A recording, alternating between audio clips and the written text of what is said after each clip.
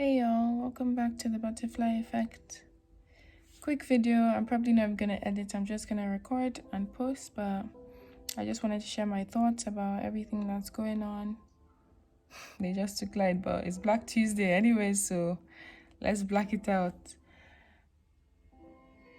I've really just been thinking about, what's going on in the world and in America, in Nigeria, all the hashtags, Black Lives Matter, Justice for Uwa, Justice for Tina, Justice for George Floyd, Justice for Ahmaud Arbery. And I think it's really interesting that these two things are happening.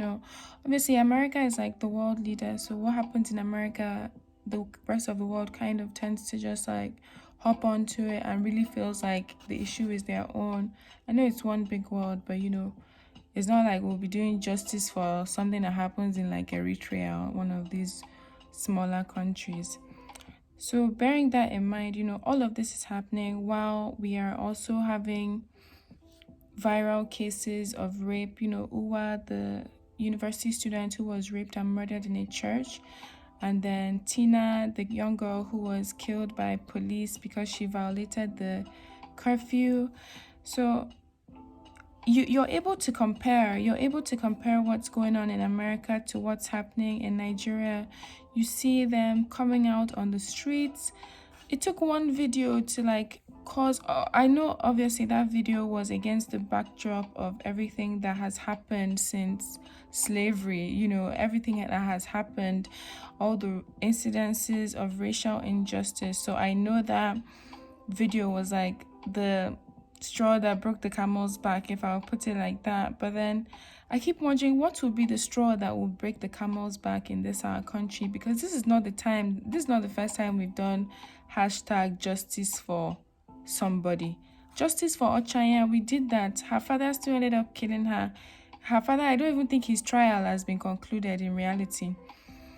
We need to understand, I think the main point I want to make in this video is that yes, I'm all for Black Lives Matter. I'm all for justice for George Floyd and fixing all the racial injustice in the country. Of course, I'm a Black woman, but I want to bring this a bit closer to home and say that we need a complete overhaul of our justice system in Nigeria, because what is going to come out of all these hashtags over here? There are changes that are actually going to happen in America.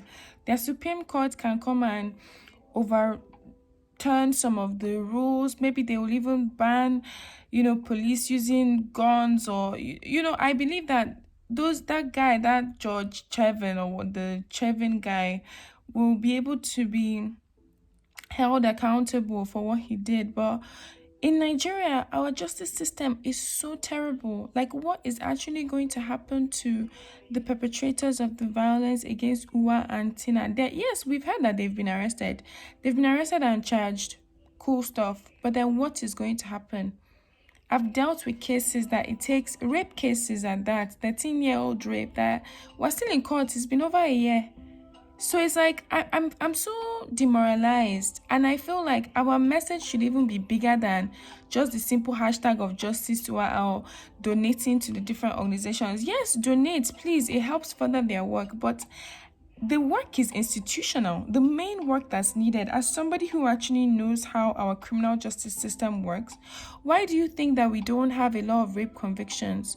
The laws are there, but the courts are inefficient. The courts are ill-equipped to deal with the sensitivity of these cases. The standard of evidence is still too high, number one. And then number two, there are just so many lapses. Our police investigations are weak. They can't do DNA testing and all those things. Like, we need to, the conversation, I think it needs to go further than, teach men not to rape. And obviously I've been seeing the ignorant things of tell women not to wear this, and what was she doing in church, what was she reading at this time, don't stay out late. I believe that none of that's even important. Stop raping people, number one.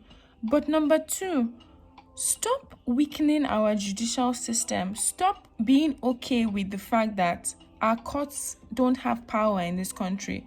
Our judges don't really have that much power in this country. Our courts have become such a sham, especially because of our election petitions, and you see that judges can be bribed and everybody is corrupt here. And I just feel like justice where? Justice where? When COVID happened, when there was the lockdown and there was the pandemic, you saw everybody rallying around Funke Akindele's case. Did you see what was happening in that court? Did that court actually look like a serious place, a serious institution where justice can come out of? I think we need to think bigger of how to actually make a systematic, long-lasting change. Because I'm tired of hashtagging.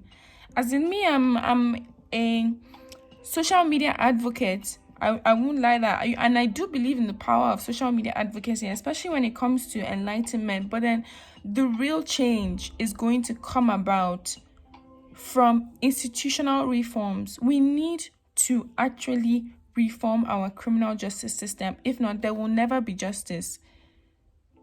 There will never be justice. Yeah, stop raping, stop abusing, stop violating, stop being racist, but stop being tribalistic, stop being religiously, I don't even know the word, but there are just so many issues. And if our justice system is not reformed, we're never going to get justice in this country. So yeah, Blackout Tuesday. I feel dark today. Social media has been a very dark place. I feel like I even want to take a break, but I just wanted to add my voice to say that there's more that needs to be done. There's more that needs to be done. When Beyonce and Jay-Z's on the run, I guess we're all on the run.